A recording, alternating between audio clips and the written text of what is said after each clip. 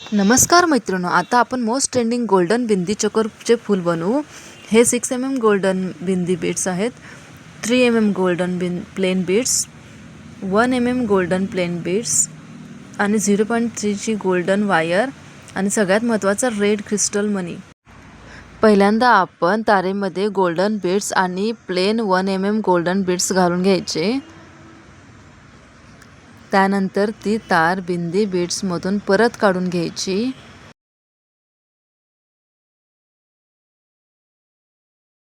नंतर सेम दुसरा बिंदी बीड्स आणि गोल्डन मनी घालून परत बिंदी बीड्स मधून काढून घ्या। सगळ्यात महत्त्वाचे, दोन्ही मण्यांमध्ये जरा सुद्धा गॅप नाही पाहिजे, नाहीतर ते फूल व्यवस्थित येत नाही। असे 9 मण्यांचे फूल बनवायचे आहे। शेवटी आलेल्या तारेने पहिल्या मण्याला 2 वेळा रॅप करा।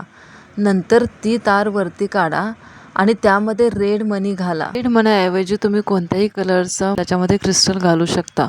तार ही स्ट्रेट पकडून समोरच्या गोल्डन मण्याला रॅप करा। त्या तारेत 8 3 mm गोल्डन प्लेन बीड्स घाला।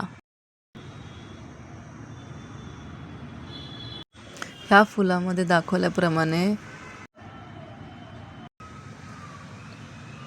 एक गोल करून तार गुंडाळून घ्या।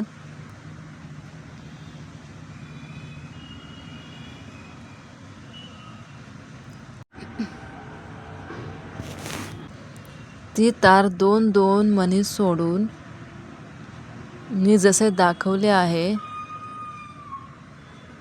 तसे रॅप करून घ्या।